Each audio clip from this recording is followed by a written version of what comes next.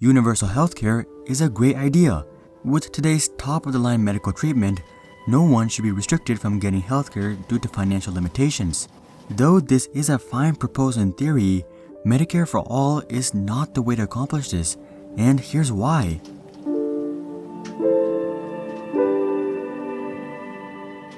Well, starting off, as you guys probably already expected, the largest limitation in implementing Medicare for all is of course economical cost. And I'm not just talking about the cost from a macroeconomical level, but more importantly from a personal level as well.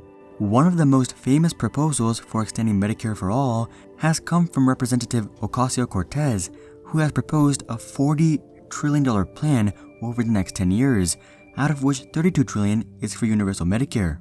Representative Cortez claims that Medicare for all would save the American people a very large amount of money. But I'm not quite sure about this, as the numbers don't work out very well when we do the math. $32 trillion over a 10-year span comes out to $3.2 trillion on an annual basis. We all know that that's a lot of money, but it's quite hard to visualize when it's such an incomprehensibly large number. So let's take a look at how much that translates to per American resident. The United States population currently stands at 328 million people. So if we divide the $3.2 trillion amongst the US population, we get an individual cost of $9,756 per year. In other words, health insurance for the average family of 4 comes out to $39,024 per year. That's nearly double the average premium for family coverage today, which stands at $20,576 per year. For single individuals, the numbers are not as bad, as it's only about $2,600 more per year, but that's still nonetheless a pretty noticeable increase. Now, you may be saying that this money will just come from the rich, so it doesn't matter. But here's the thing. The goal of universal healthcare is to simply provide everyone with good healthcare as cost-effectively as possible. So in that case, wouldn't it actually just be better for the government to pay citizens' premium to private insurance companies instead of expanding Medicare to everyone, as private insurance companies' premiums are significantly cheaper? That's definitely something to consider, but we have even larger issues to deal with. First of all, if the government provides everyone with Medicare, the cost of healthcare is without a doubt going to skyrocket. This is precisely what happened as the government started to back student loans. Private college tuition cost $15,160 per year in the late 1980s after adjusting for inflation. Today, they're at $34,740. You may be saying that this is just private institutions abusing government aid, and you would be partially right, as public institutions are still significantly cheaper. However, the tuition at public universities has actually increased by a significantly larger proportion, as they have over tripled since the late 1980s, even after adjusting for inflation. And we'll see the same thing happen with medical costs, because we can't fully abolish private healthcare institutions. No matter how good public healthcare is, a sizable segment of the population will elect to stick with private healthcare.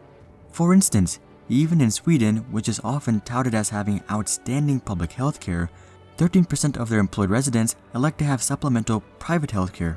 And what about our neighbor Canada? Well, they actually have over 80 private health insurance providers. Evidently, a certain proportion of the population will continue to support private healthcare and insurance. And though this is usually the vast minority, these individuals are inadvertently very influential. Here's the thing. Why do people choose to go to private healthcare institutions? Well, the main reason is better healthcare. Even if you had Medicare for all, it'll still be the private companies that are doing the bulk of the research. Thus, when they find new cures and treatments, it'll be their private hospitals that receive them. And they likely spent tens of billions of dollars on research and development. So they would no doubt want to recoup these expenses and likely profit as well. The problem is they have a much smaller amount of patients, so their development costs would be heavily concentrated onto a smaller demographic. But this is not the problem. The individuals who elect to go to private healthcare institutions are doing so by choice, and they expect higher costs. The problem arises when the rest of the public tries to get this new treatment. they'll either have to pay even more and go to the private institutions, or wait till the technology eventually makes its way into public hospitals. And something else to consider is that the best healthcare professionals will likely be working at private hospitals. Now, this isn't just a greed-filled move. Most doctors and surgeons come out of college with mountains of debt, and they need to get a high-paying job to get out of debt themselves. But unfortunately, public healthcare systems don't pay doctors anywhere near how much US doctors get paid. In the US, physicians earn a median salary of $194,500. Meanwhile, in the UK, a country with universal healthcare, just take a look at the graph.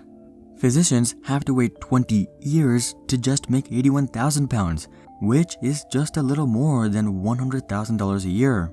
So basically, physicians have to work 20 years in the UK to just see a six-figure salary. Not to mention, they start off making just £40,000 per year. And when you have over $200,000 in student loan debt, which is growing at 5% per year, it doesn't matter how kind-hearted you are. It's simply extremely financially irresponsible to take on a public physician job when you could just switch over to the private side and make multiples more. It already takes the average doctor 13 years to pay off medical debt, making $210,000 per year.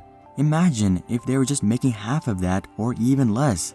They'd struggle to just keep up with the interest growth, which would be over $10,000 per year. Thus, it only makes sense that they flock towards private hospitals. So really, at the end of the day, Medicare for all would likely make top-of-the-line healthcare more inaccessible to the average person, not more accessible and cheaper. And we haven't even addressed the elephant in the room yet, which is how in the world we're even going to fund $3.2 trillion per year. So far, Representative Cortez's tax increases wouldn't even fund a single year's worth of Medicare for all, as it would raise a mere $2 trillion over 10 years. But we don't even have to look at taxes at all to understand that the average middle-class person would have to take on the brunt of the cost. The total wealth of US billionaires is $3.4 trillion. Even if we strip their entire wealth, we would only be able to run universal Medicare for a little over a single year. But what about corporations? They have a lot of money, right? Well, currently, the top 500 most stable companies in the US are worth in total $30.5 trillion, which is no doubt very high. But even that is still only enough to run universal Medicare for a little over 9 years. So by liquidating the entire riches of every single US billionaire and every single S&P 500 company, which would crash the stock market and economy, put tens of millions of people out of work, and strip away the services that all of these companies provide, we would be able to run universal Medicare for a whopping decade. So imagine how short we'll fall if we just rely on taxing their income. Even with tax rates of 80 or 90% for billionaires and corporations, this would only be enough for 10 or 20% of the cost of universal Medicare, if that. Thus, the vast majority would have to come from the everyday person. And if you don't believe me, just take a look at the income tax rates in the Scandinavian countries. They all have income tax rates well into the 50s, and on top of that, they have sales tax rates in the 20s and social security rates at 7+%. So the average Scandinavian hands well over 60%, if not over 70% of their gross income to the government on an annual basis. Thus, income tax rates of well over 50% are likely to occur for the average person in the US as well if we were to switch over to Medicare for all. At the end of the day, I am not against universal healthcare by any means. I believe that everyone should have access to healthcare, and we will eventually get there one way or another. But at the same time, I am not convinced at all that Medicare for all is the solution. Medicare for all would simply make top-level healthcare even more inaccessible to the average individual. Not to mention a significant rise in premiums for everyone across the board, but especially for families. And to top it all off, the narrative that billionaires and corporations will pay for it is simply false.